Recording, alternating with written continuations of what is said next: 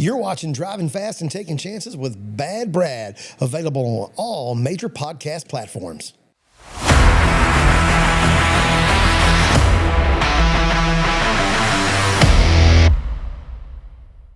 Hey guys, we got Bobby Pierce in the studio today, man. So fixing to be, if the stars and moon align, a two-time World of Outlaws champion. Should be a three-time World of Outlaws champion. We'll talk about that here a bit later in the show, man. But welcome to the show, and I know you guys got a super-duper busy schedule. Really appreciate you making the drive up to a beautiful downtown Welcome. Your first trip to Welcome? Yeah, it is my first trip up here. I've been around the area in the past and stuff, but yeah, this was a nice, just little 45-minute drive from the track, basically. So after this, head back there and do some qualifying. Hopefully we qualify good so we don't have to worry about, coming from behind this weekend. Yeah, so schedule this weekend. So we're qualifying today. We race Thursday, right?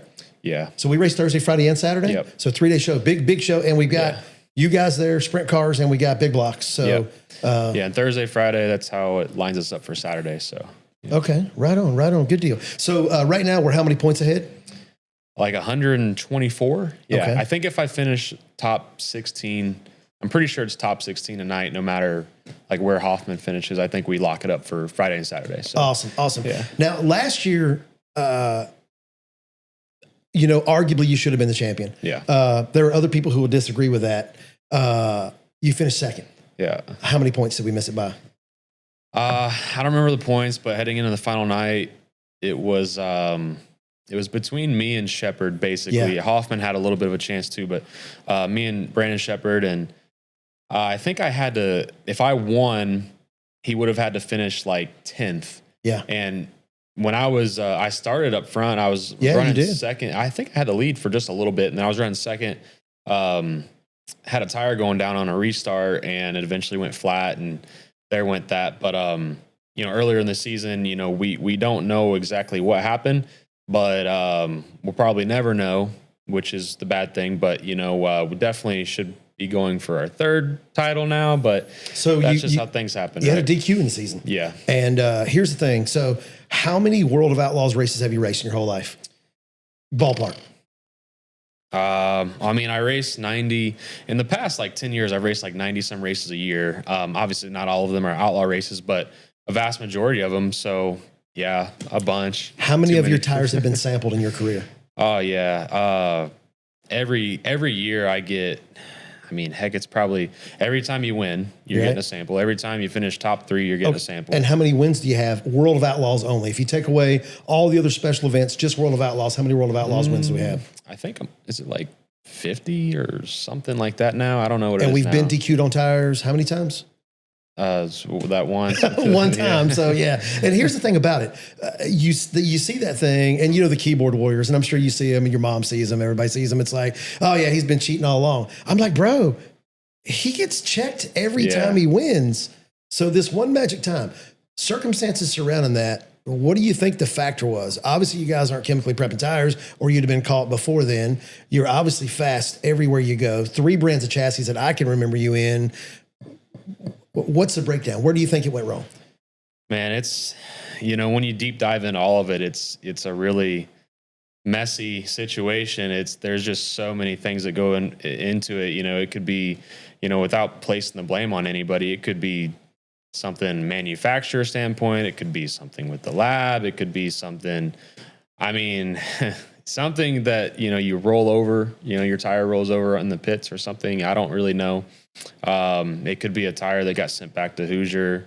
You can return tires. It's kind of a pretty friendly process of, being able to return tires. So chain of command could have been out of line. That could have been where it came from. There's so many variables, and like through the whole process, it's like there's so many variables. And when the whole deal happened, I was going to get penalized more than I did, and I had to appeal it. And that was one of my arguments with the appeal was like, look, like I already knew going into it, I wasn't going to win it, because once they have their mind set on it, absolutely, you're screwed basically. So, do you find that that's the case with appeal processes in general? Is a lot of times we see that while we do have an appeal process, it's not like the appeal actually works sometimes. Do you feel that way sometimes? Yeah, but it did work in the sense of not fully. I still at the end of the day, like I'm just, I'm just an innocent person getting, it is what it is. But I did get some of my points back, not all of them, but if I would have, I would have came back and won the points anyways. We just we had two nights in the summer of last year where we DNF'd for mechanical failures. I was like, man, if we just one of them nights or pretty that flat tire odd last because night. you guys are mad consistent, like crazy consistent. Yeah, this year I don't think we've had barely any. It feels like every year, but I understand. Yeah, we blew a power steering hose at Knoxville, and that's the last. You need power steering with those guns, man? Are you serious? Come on. Well, and Knoxville is pretty. That's a big place. Yeah, but. Sometimes when that happens, you're like, man, is it a oil pump belly or something like that? You don't want to burn the motor down, but yeah, through the whole process, we learned a lot. And, we were, I called this year the Vengeance Tour.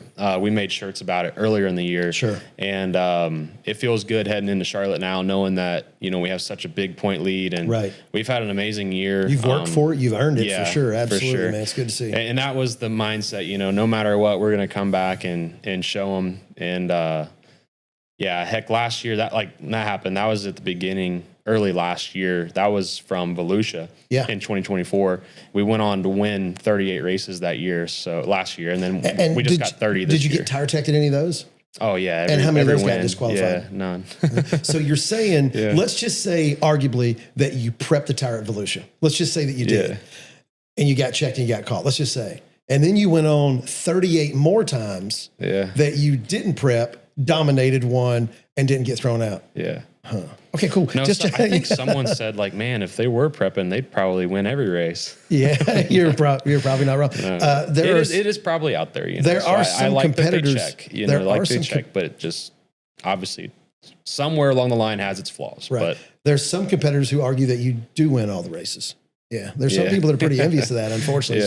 So talk about lastly with the tire deal. I will say, outside looking in, when you're not the person on that side of the fence that is, getting falsely accused, you do think that every time a tire sample comes back bad, you think they are cheating. But now that we're on that side of the fence, it's like, now you kind of put every test in question. Sure. And you would and you should, because you won tons of races, got tech, didn't get DQ'd. You've won tons of races since, been tech, haven't been DQ'd, and your process is the same. You guys are kind of a machine. I see y'all make lots of changes in the night, but it's subtle nuances. Y'all are not making wholesale changes. You're not changing 8 shocks. You're not swapping 4 springs. You're not moving the torque arm. You're not changing fifth coils. You're not, you know what I mean? It's subtle There's nuances. Only sometimes we got to throw the kitchen sink Sure. at it. But for the most thing, it's a progression. It's a tuning process. We show up with a wet, slimy racetrack like we always do. By the end of the night, it's black slick, or here in the South, it's going to be red clay pebble slick, nasty slick. So it's kind of your tuning thing, and it's kind of the same process. You guys know what to prepare for and kind of what to expect. So to see that and to see the negligible amount of changes, and to kind of have that. So we could beat the tire thing to death, but we won't do that. What do you think, if you had to choose one thing and one thing only, why is Bobby Pierce as successful as Bobby Pierce is? I've got to definitely, it's top 3 is my dad. I don't think anybody would disagree with that. And people who don't know how good your dad was are really missing out. Because Bob Pierce, pardon me, is a badass. Yeah. Oh yeah, for sure. And he was too, behind the wheel. And, he built cars forever. Started really building. He built his own cars in a way back in the day out of junkyards and stuff. He's old. He's 74 years old, I think, or 73, 74. 74 years young. Thank you. Years young. But no, I just mean, he was around when, you go get your cars out of the junkyard and build it and do whatever. And he's just part of that generation. But, not even just what he does now for me, just, him getting me involved in racing. I don't know if I would have got involved in racing if he didn't kind of push me that direction. He kind of saw that I had some talent, and he was just trying to push me that way. Absolutely. See where it went. And I'm glad he did, because, look at where we're at now. But, and then he's always been there every step of the way at every race. So, super smart guy. Really, your dad's a friendly guy. He's always very jovial. Always comes over and speaks to me. He's very nice. He brings me pictures, man. You should just keep that in mind. So, but he's always. I think I saw some. You did. There may be one in there. He's always super friendly, but you can always tell he's always studying. He's always thinking about the next thing. Yeah. Do you feel like you're a chip off the old block, that you have some of those same characteristics? Because while you're friendly and you do smile at the track, I see you get out of the car. You're very direct with your guys. You're not hard to get along with, but you're very direct. Last year, you sent me a text at Charlotte, and you're like, "Hey, man, are you here? Come by my trailer."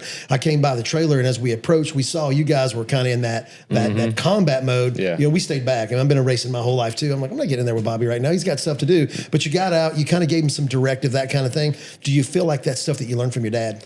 Yeah, I'm like super competitive, and my mom is super competitive as well, along with my dad. So I just feel like I don't know who I got it from, but the both of them, it's kind of a pretty good combination there. Like, I'm a sore loser. Sure. I tell everyone, like, I hate to lose, you know, almost more than I like to win. So that's pretty interesting. You hate to lose more than you like to win. That's pretty crazy, man. I do. Yeah, that's a big level of expectation to set for yourself. It is. I mean, like, and you've got to have that. I feel like in racing, you've got to go into it with the mindset thinking that you will win the race because, you know, for example, if you're sitting front row and you got someone next to you on the outside, inside, whatever it may be, you got to think that you're going to beat them into that corner and make it happen. Make it happen. Yeah. And it's just the mindset. And when you think of it, sometimes it happens and sometimes it doesn't. And when it doesn't happen, doesn't work out, that's when it's just like, man, I really expected me to do this and I didn't. So it's like, this episode brought to you by the 2026 Chili Bowl Nationals. You'll want to find out more, chilibowl.com.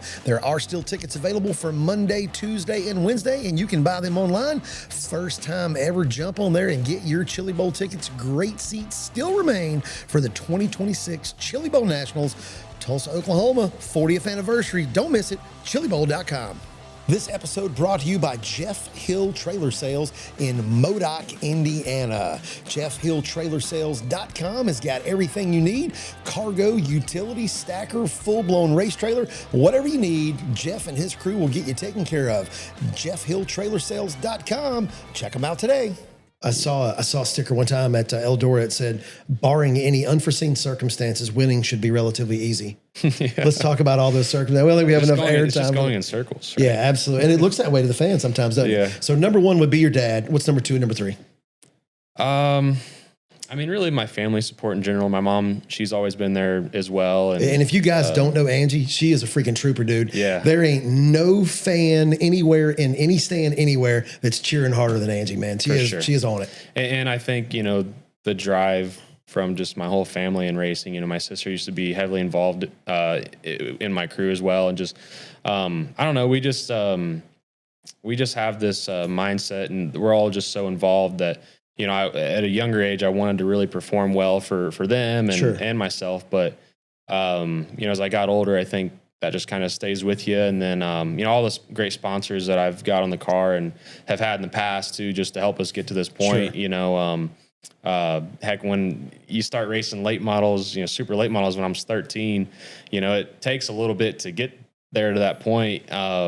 You know, my parents, they spend like every dollar to get me where I was. You guys don't come from tons of money. I've been to your shop multiple times. Yeah. I've done souvenirs for you guys for years. We've obviously done your fire suits for many years. I've dropped off stuff at the shop. I've met your mom there. I've met your dad there. Dropped off stuff to Sierra when she was there, when everybody else was on the road. I mean, you guys got a pretty modest home and a very, very, very modest shop. Honestly, you're here at our shop. My shop's bigger than yours. Yeah. So for sure. It's not about the size of the shop, right? It's really not, but it's what comes out of there. You guys are turning winners, and you don't come from tons and tons of money. It doesn't work like that. A lot of people assume you grew up with a silver spoon in your mouth. Yeah. Luckily, you know, at the time I was like getting into racing, my dad was selling a lot of modifieds. Like, there was one time, if you didn't have a Pierce modified in the Midwest, you know, you were not going to win races. That's very true. They had sold a lot of cars at that time, and that was good. And then I started racing, and I kind of broke the bank again, I guess is what they say. Yeah. But, then, you know, I mean, it's kind of an investment, right? Like, you know, you see where it took us now. And, you know, just on the topic of, you know, who to thank, where it got me, I mentioned the sponsors and of course my crew guys and everything. I got a good crew right now, but one person here is Abby. She drove up here with me, and you know, we get married next year, and of course, if you don't, you know, I've just got a lot of support from her too. So we'll touch on that real quick. She's She's made your socials blow up, which Oh, has been yeah. awesome. She's making you do stuff you're uncomfortable with, we can tell. She but you're says getting that better. She's gotten me some fans that I probably wouldn't have had because they don't see, a lot of times you just kind of see what goes on the track and, you like him, you don't like him. She gives you the behind the scenes for sure. Some behind the scenes stuff, so that's good. And, do you think that makes fans feel more connected? Yeah, it does. Yeah, absolutely. And Abby is Miss Illinois currently? She was Miss Illinois. Yes. And I mean, it's like some of her accolades. She was a Colts cheerleader, and it's kind of fun to brag about that. Absolutely, man. What other driver has that? Yeah. Yeah, exactly. So, hey, y'all, by the way, I'm going to be a half second faster. And my girlfriend was Miss Illinois. By the way, I'll see y'all at Victory Lane later tonight. So that's a flex, man. That's a pretty good baller move right there because I don't know anybody else who's doing that. So, but yeah, no. So she's great at of course the social media stuff. Sure. A lot of fans come up. Anymore, I get like, oh, hey, is Abby around? I follow her on TikTok. Watch her TikTok. They don't even want to see you. Yeah, That's funny. That's pretty funny. So it was great. So let's talk chassis for a minute. So your dad, obviously, legendary Midwest builder, man. Bob Pierce. I actually had a Bob Pierce car when I started dirt late model racing too. Seen them all over. So you started off obviously in house cars. Yep. What was the evolution? Where did you go after that? And why did you guys stop building your own stuff? Everybody wants to know that. Well, I mentioned, my dad's 73 or whatever. And, in 2018, I went to Rocket Chassis. That was my first time ever not racing a Pierce car. And, the reason we made that switch and my dad kind of started just slowly getting away from building so many cars. I mean, just, he just kind of got tired of doing it. Heck, he's well past the age of retirement. So, but he's still out there and he just wanted to do it with me. And really just put his focus into me. And, at the time, when I was racing the Pierce cars, we just, we didn't have a lot of, help from the outside. A lot of shared knowledge. Yeah, shared knowledge. Who else was running national level with a Pierce car? Yeah, at that time, nobody. Right. Just me. I wasn't running Lucas or Outlaws. I was just running Summer Nationals and. But I still kicking butt, doing really good. Yeah, in 2016, I was 19. I won the World 100 and the North South 100 that year in a Pierce car. That's awesome.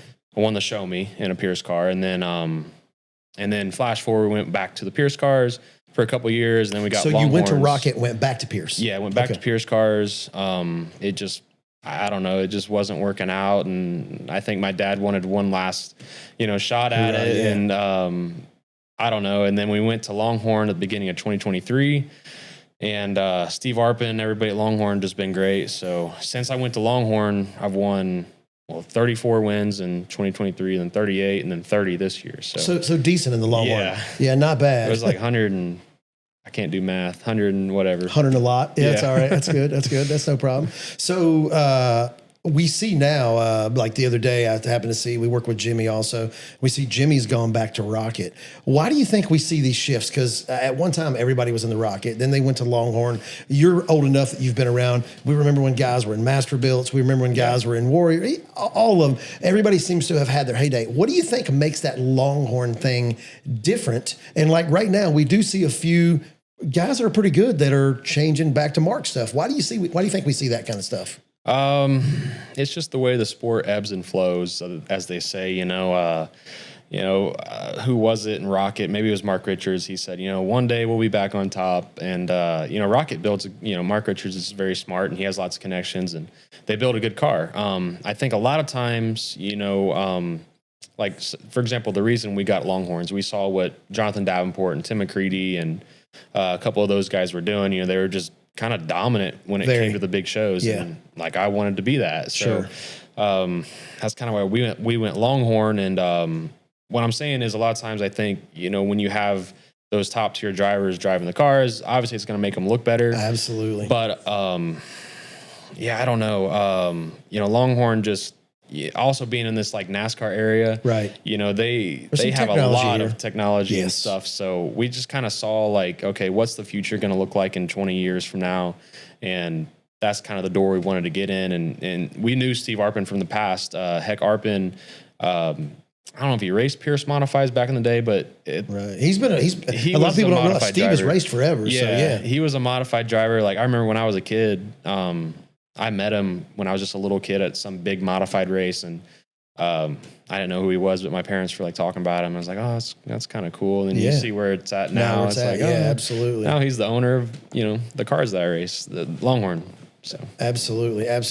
So you did the dirt truck thing also at Eldora. Talk about that. Your mom and I had a lot of conversation about that. She's like, all right, Brad, you're from NASCAR world. Who do you know who's going to do this thing? And I'm like, I don't know. I think you work with the Mittler brothers on that. Is that true? Yeah. Mittler brothers.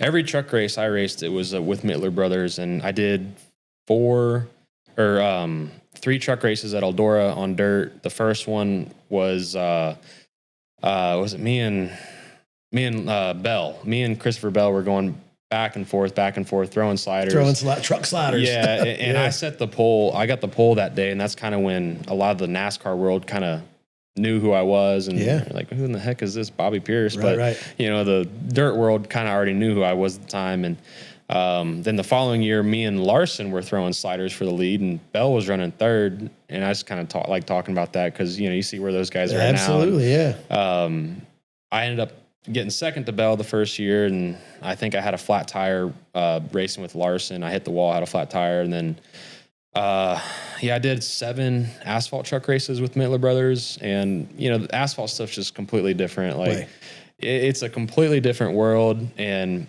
I kind of always said if I grew up in the asphalt world racing on asphalt, I feel like I could have went that direction, but just not having that feel for, asphalt, I really didn't want to have to develop myself because at the time I was really good.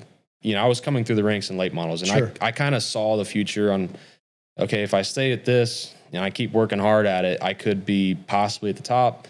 And, I'm just glad I did because dirt's what I like. And that's what I come from. I don't know if anybody's told you you're there. Yeah. I mean, arguably, I would say right now, and I don't think very many people would disagree with this. I feel like you, Ricky, probably Jonathan, and Brandon. Nick's coming. There's a few other guys. Don't quite have the accolades yet.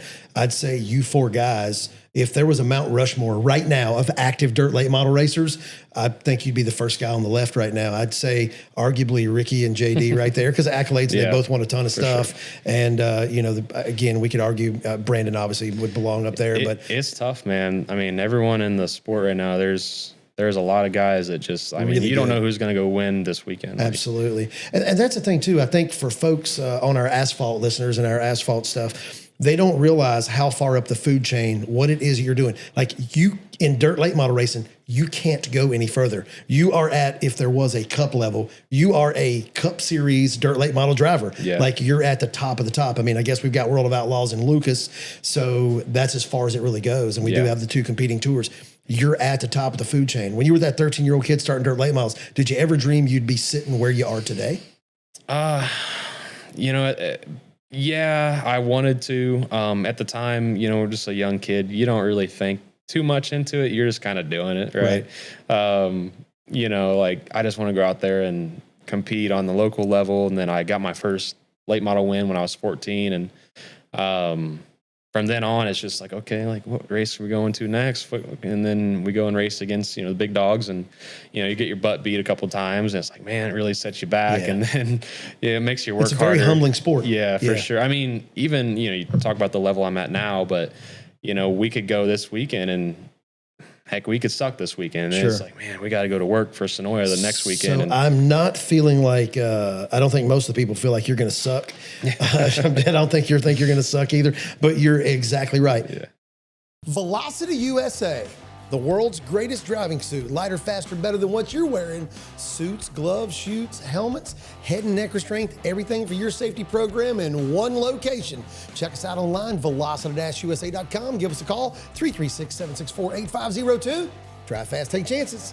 For all your rodeo and Western lifestyle apparel, check out rocket-donkey.com. That's Rocket Donkey Apparel. You'll see these folks all over the place. You'll even pick them up at the Chili Bowl Nationals. They've got trade show booths at virtually every barrel race in America. Check them out online, rocket-donkey.com. Hey guys, this part of the show brought to you in part by EasySponsorships.com. If you're looking for sponsorship for your race car and running into dead ends and closed doors everywhere, check out EasySponsorships.com and learn from the super sponsor man, Claude Hagerty. He will show you how to find money to go racing. Given the opportunity, let's just say the right opportunity, stars and moon align, and you got that phone call with backing, would you consider a career on the asphalt on the NASCAR side to go full time if the right opportunity presented itself? Not now. Back when I was doing the truck stuff, I was. I want to make sure I understand what you just said. With the right opportunity, the right phone call. Yeah, nah. You wouldn't do it. You really wouldn't do it. No. That's impressive. Yeah. I mean, it's not like, okay, I mean, it would take a lot.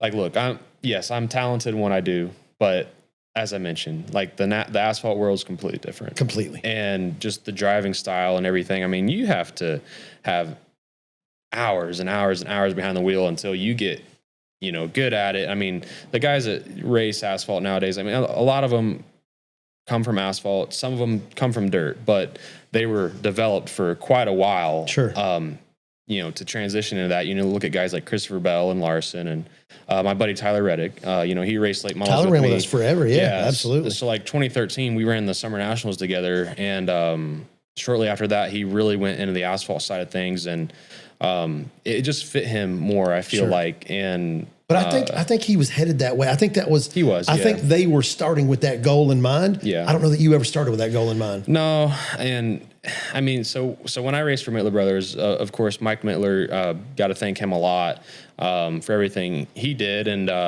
but at the end of the day, that truck that I was racing wasn't expected to win the race. It was expected, okay, if we get a top 15, that's like a win for us. Right. And so for me, it's like, man, that was kind of tough Isn't to process. Isn't that mentality tough, though? Absolutely. That was very tough to process. Yes. So it's like, okay, if I go out here and get a top 15, then I'm getting lapped, and it's like, oh, man, like, this isn't fun. So how often do you get lapped now?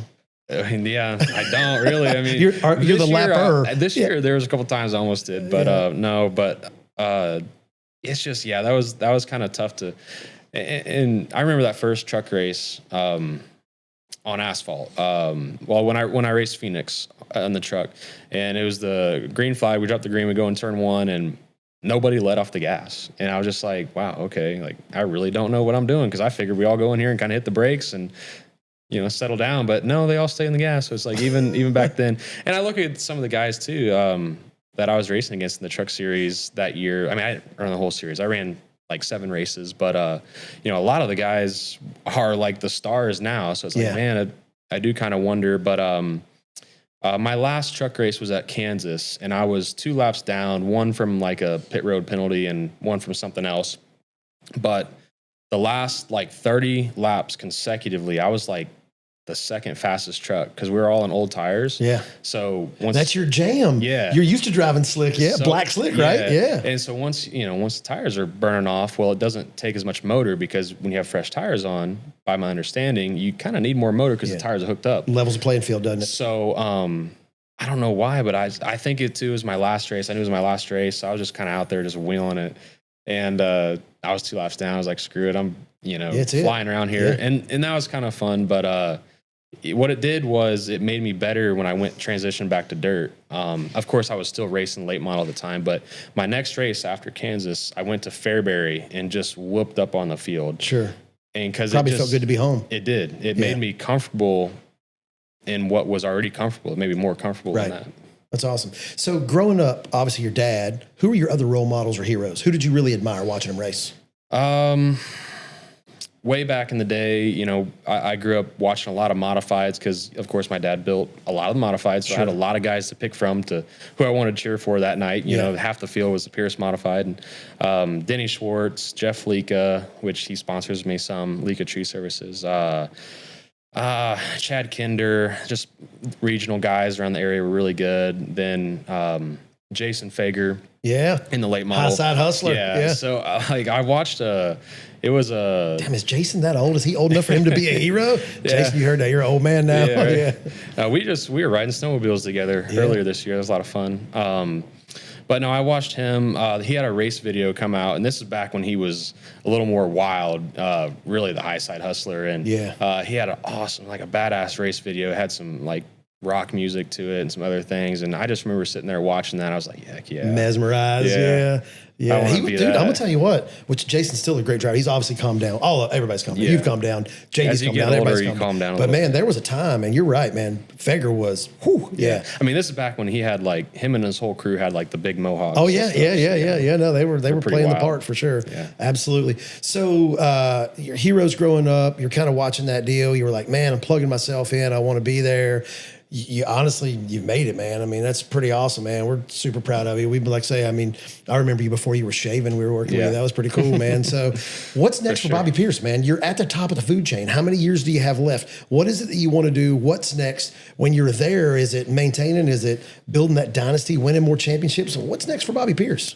You know, what's next is, honestly, just, I say it to everybody. I'm like, just go and win in the next race. Obviously, 3 years ago in 2023, I won the Outlaw Championship, and that was my first year going for it. And then, now is my second title, well, looking like it, hopefully. This weekend is my second title in Outlaws, and just continue to do that, maybe running Lucas sometime. I still haven't decided what I'm doing next year, but, just kind of going that route of just, running some national championships and winning that stuff if we can, and just trying to win the big crown jewel races. We have so many now. I feel like Everything's a crown jewel anymore. Yeah. Yeah. Like, I just won the Dirt Track World Championship. That was $100,000. And this weekend doesn't pay that much. And then, I don't know, Gateway. I guess if you want to consider Gateway is almost crown jewel. It's 75,000 win. They brought him, and Cody's doing a banging job. Yeah. But I don't know. Just, I'm not, this is what I want to do. You're happy. You're content doing what you're doing. Just want to be the best Bobby Pierce you can be. And I own my own team. So, for me, that's odd because most guys don't. Most guys at the top level are driving somebody else's equipment. Right, for sure. So, since I own my own team, I feel like in a way, there's a sense of like more gratitude when you do accomplish some things. It's like, okay, not only am I driving it, but this is my team, and I want it to be successful. And really, I just said, I've told people, if I can just make it work, and I don't have to go make a lot of money. I mean, it's hard to make good money, even when you're winning 30 some races a year, there's a lot of expenses, but if I can just make it work, that's kind of what I wanted to do. Sure. And then if it didn't work out, maybe I would be more of just a helmet bag carrier and show up and kind of drive for a team. But if I can make this work, that's kind of what I want to do. And have you had offers? Have people offered to say, "Hey, man, come drive my stuff"? Yeah. Mm-hmm. I can see that. I can see that. If I had a late model, I'd be calling, "Hey, Bobby, you want to drive my stuff?" I just say, if I can make this work, with my own team, that's what I want to do. So I got some hot seat questions, and remember, we're not live. So if I ask you something that you either don't want to answer, or you're not comfortable answering, or you don't want to, we can cut it out. Okay. So you touched a little bit on going racing and winning the 100,000, the 75,000 crown jewels, this, that, and the other. What does it cost today to run a championship caliber World of Outlaws late model team? Just a ballpark, and not down to the penny, but what would it cost? A lot of us say it's at least $5,000 to go race. $5,000 to go. Like, this isn't counting obviously buying everything. Sure. But once you've bought everything, it's $5,000 per race night. Just averaging probably, it takes at least probably $5,000 to go race. Yeah. And the tour is how many nights? 80? The tour, well, I think there's about 60 races, and then with other things, you go and race the other races and do this and that and Eldora's and stuff. Like I raced 99 races last year. So just call it 100. So $500,000. Yeah. To go race, plus the cost. And that's like the average. That's like, you go and race and you go put 100 laps on your motor. That's You're not rebuilding that motor, but you're eventually going to rebuild it. And so you kind of take that into the equation, what you're paying crew and stuff, It's cost per lap. Yeah. You got to figure all that in. Absolutely. Yeah. So at least 5,000 to go race, I'd say. Gotcha. Right. The right way. And obviously you're kind of at the top of the food chain. And you even said it's hard to make a living. So when I hear you say that, and you are one of the best, how difficult do you think that is for guys that are not in the top 3, 4, 5 in points, for guys that are not winning races? Oh, for sure. I say it all the time, man, I don't know how some of these teams make it by. Yeah. And that's where sponsorships come into the equation a lot. You got to have good sponsors, and like merchandise sales might help a team. You know, that's kind of like I kind of you know, work with my mom on that, and like little, you know, percentage that I get and she gets and stuff. You know, that's kind of like that's how I kind of live off that, and Sure. everything I make with the race car kind of goes back into the race team and keeps it there. But yeah, it's tough. So and then, you know, like a lot of things in the sport, obviously stuff has gotten more expensive, but I will say, luckily the sport has also went up. You know, purses are going up a lot. We just talked 75 grand at the Dome, 100 grand. So you know, to win the championship with Outlaws and Lucas is up in the 200 some thousand. Like Lucas was 250. Outlaws this year is 225,000 to win. Why do I have a feeling that part of that's probably already spent? Well, yeah, right. But you know, like a few years ago, was it 5 years ago? I feel like it was like 100,000 to win. Right. And it's definitely going up. I mean, all the money has. Yeah, and streaming helps that too. I think that allows it to get put back into the sport some. But yeah. This episode brought to you in part by Schoenfeld Headers, Van Buren, Arkansas, all the way back to Daddy Schoenfeld, building the best headers for all types of racing. If you need headers for your race cars, SchoenfeldHeaders.com. Check them out online or at any of their thousands of retailers nationwide. This episode brought to you by Bassett Racing Wheels. Whether you're looking for a 15-inch inertia wheel, rolled edge, armor edge protection, whatever it is that you need, DOT, IMCA, Bassett Racing Wheel has you covered. Bassett Racing Wheels is the leader in short track wheels nationwide. BassettWheels.com for all your racing wheel needs. This portion of our show brought to you by Woodleaf Raceway Park, right on Facebook. Check out the world's greatest dirt go-kart track with a focus on kids and family. They have go-karted go-kart racing. Jeff Freeman and his staff work tirelessly to make sure your kids are safe and having a great time. Check them out on Facebook at Woodleaf Raceway Park. Who's a guy that we should be watching? Who's a guy that we should be paying attention to that maybe is new or newer or has just got with the right team? He's in the right seat on the bus. You feel like this guy's going to be a threat in the next 2 to 3 years? Heck, I gotta think about this one. I mean, Drake Troutman. He's I was thinking pretty Drake. young, Yeah, and he's pretty good. You know, he won his first outlaw race this year. Man, there's a lot of honestly, there's a lot of young drivers that I feel like, you know, get overlooked and within a couple of years, you know. Yeah, you never know. There. I mean, heck, sometimes all it takes is I feel like one off season, maybe your brain just kind of resets. And who do you, if you had to pick an arch nemesis, arch rival, who is that? Man, nobody's my friend on the racetrack. Nobody ever is. Yeah, but who would you say you have to run 1% harder than anybody else? If you ask like TikTok and YouTube, they probably say Tyler Erb. Okay. Yeah, that's true. Yeah. You guys have had a run in or two. Yeah. You just had a really sporty event with JD.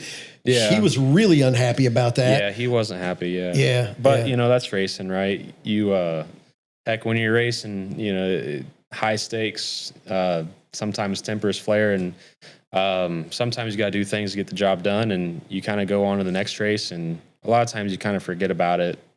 And maybe sometimes you kind of keep things in the back of your head for another moment. But no, I'd say, you know, as professional as we are out there, and you talk about like JD, you know, who was it said one time? They were like, oh, you know, if someone, you know, gets into you a little bit, you better go down the straightaway and forget about it by the time you get to the next corner. Cause you know, that's kind of what you got, kind of the mentality you kind of need to have. Well, y'all are racing each other 100 times a year. Yeah. And here's the thing. So you run over driver X, he runs over you. You run over driver X, he runs over you. Gets to be a really expensive season for both of you, and nobody really wins in that deal. And I think that you guys all race with a level of respect, kind of understanding that. Are we going to make mistakes? And again, I know there's some heated stuff. We are all human. Mistakes do happen. We are all human.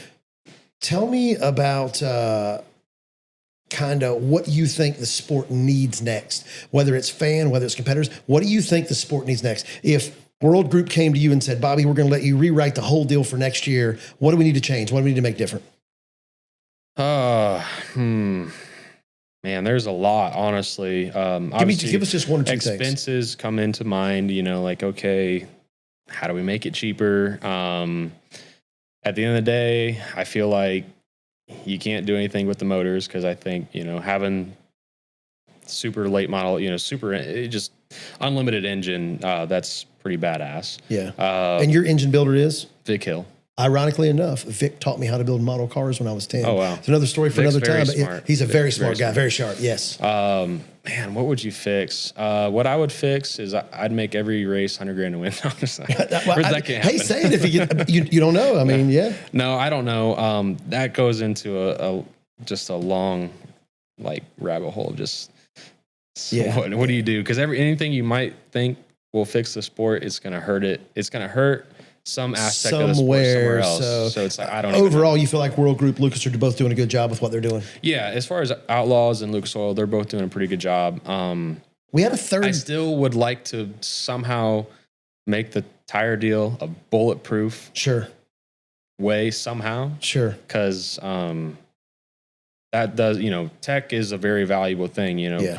Cars need tech, but somehow, and there's a lot of science involved with that. Right. So I don't know. I'm not a scientist. Sure. But that's one because, as we talked in the very beginning of our conversation, I still don't know if that's going to happen to me again. Sure. I'm going to race for a lot longer time. Right. How old are you? I'm 28. So, I mean, perceivably, you've got another 20 or 30 years left in the seat. Yeah. And if you're running 100 shows a year, that's thousands of races, thousands of opportunities for the same thing to happen. Exactly. I'd be nervous too. There was honestly a thought, I know another topic, but there was a thought where it's this weekend, if I'm just running, say, third, I'm not going to win. Maybe I drop back to fourth just so I don't have to, top three. That's pretty creative, Heck, I kind of thought that might have happened. And not saying anyone's cheating, and just, you get top three. Are you talking conspiracy theories? No, Come on, man. not. I'm saying you're on top three, you get your deck height checked, right? Yeah. Well, what happens if, it just happens to be off by a quarter inch and it's a quarter inch high? Then you happen to get disqualified. Then you get disqualified. Exactly right. So it's sometimes if you can just maybe stay out of the tech shed. Right. If you're not going to win the race anyways, right? Just, stuff like that. You could go out there and break a droop limiter chain. Sure. It's happened to people. But anyways, back on the topic of making things better. Man, a lot of fans, I think, they complain about the aerodynamics of late models. So maybe that's something. The bodies are a little twisted up now, a lot more than they were when you were 13. They definitely are. You go back and look at races 7 years ago, and it's Jesus Christ. These things look like a shoebox. Have you ever been in a wind tunnel? No, I've never been. Do you think you got competitors that have? Well, I know Longhorn. They've done a lot of research with that. Sure. And so I kind of pretty smart guys over there about it. Yeah. Yeah. Yeah. And a lot of the time, with the bodies too, it's monkey see, monkey do. If you see someone doing this, we're all going to try it. Yeah. Absolutely. You're all going to try it. And, sometimes I think body rules almost made it worse. When they're implementing so many rules, then it's the competitors know how far to take it. Sure. But when they kind of were more lenient on it, I feel like people didn't even look at aerodynamics as much. Right. But now that it's such when at big races and you get your body teched, it's not like NASCAR. Right. It's not that crazy. But still, they're measuring this, measuring that. Well, now everyone kind of looks at it and they think about okay, well, how do I get to the max? How far can I go out of lines? Yeah. I got actually lost a really good friend over the whole body thing. Somebody won. It was one of y'all's races, a crown jewel event, and the body was really twisted up. Mm-hmm. And they were the guy posted his thing was, oh my gosh, the body's all jacked up, this, that, and the other, shouldn't be allowed, blah, blah, blah. And all I said was, you realize that car went through pre-tech.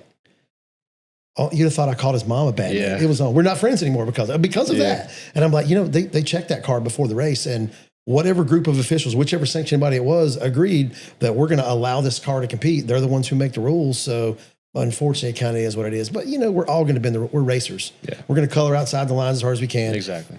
Your dad never really been known as a cheater. You're obviously not known as a cheater. But I guarantee if there's a competitive advantage or competitive edge that you guys can take advantage of, that's what we do. Mm-hmm. You're a racer. That you're going to make that thing happen. Yep. So. And while we're just talking, I was kind of thinking of how to make it better. This weekend, specifically, track prep before the features. Boy, last week, track prep. Did you see what we had last week? Well, last week was a different story. I did see some of that, but I'd expect them to have the track now more regular. Sure. I know it rained before last weekend's event started, and I think they had the track opened up and that's stuff, what they said. and it got really rough. But sucks for them guys that had to race on that. But track prep last year here. 2 of the 3 late model races kind of rubbered up, I think. I know the last night rubbered up, but the night that they prepped the track, I won. And so maybe I just like a prep. So you like track prep, yeah. So you're saying you would like a little mist on there, and a little dirt turn before we go out? Charlotte definitely needs it because you're racing 3 classes and you start earlier in the day, so the sun's out while you're on the track and the wind, and it just needs a track prep. But I think no matter where you go across the country, I think when you have a packed grandstands, take 30 minutes. Maybe some fans will complain, but if they get to see a lot better show, like there's been numerous times this year where we're somewhere and it's like, oh yeah, there's a lot of hype and the heat races were good, but then we go out there for the feature and it's single file. Follow the leader. That's no fun. Man, these fans that came to the track, how many fans are in the stands that maybe this is their first ever race? Sure. And so in my mind, I'm like, that's why I get mad, is because I want the fans to come back. Right. That helps me. So that's definitely one thing is track prep if it needs it. Like, don't be afraid, prep track, take 20 minutes. If we get a better show out of it, at the end of the day, I think the racers are happy and the fans are going to be more happy. So as a racer, this weekend excluded, because obviously we need to see domination, just get it over with and win the thing. Would you rather go out there and dominate an event, or would you rather trade the lead 79 times in a 40-lap feature, race back to the stripe, and nobody know who win, as long as you still won? Definitely that, because what happened at Fairbury last year at the Paradigm Classic, that's my favorite race of all time. And I think a lot of people's, because if you heard about it, probably a lot of people heard about it. I started in the back, came to the front. I was running top 5, spun out with 40 laps to go, had to go back to the tail, and then came back to the front again and won the race in the last lap. So it's like I would do that every time if I could. That's awesome. When stuff like that happens, does it make you drive harder? Yeah, for sure. Like when you mess up. Yeah. Oh, yeah, for sure. Because you're just driving on anger, Absolutely, man. Like, cool. Man, I'm mad at myself. I messed up. Well, Bobby, we're going to let you wrap it up, man. Anything you want to share, anybody you want to thank? We really appreciate you coming to the show, man. We've been fortunate enough to have a partnership with you for over a decade, and we're super excited that you were able to come to the show. It's one of our first episodes, so we're really excited to get, the number one guy, man. Potentially, we're all fingers crossed that we're going to see a World of Outlaws Championship number 2, man. That's right. Well, just shout out to Velocita. Y'all make awesome suits, and really excited for the suit that I'm wearing at the Dome. It's pretty cool, man. Yeah, we won't tell anybody what's going on there. I had no idea what that was because I'm not in that world. You'll have to. It'll be pretty cool, man. But shout out to you guys, and just everyone else helps me out. I got a lot of sponsors. Just thank them real quick. Low Voltage Solutions, Churchill Transport, Massey Valley Transportation, Collins Brothers Towing, Carnegie Towing, Steidinger Construction, Fast One Speed Shop, Toyota of Danville.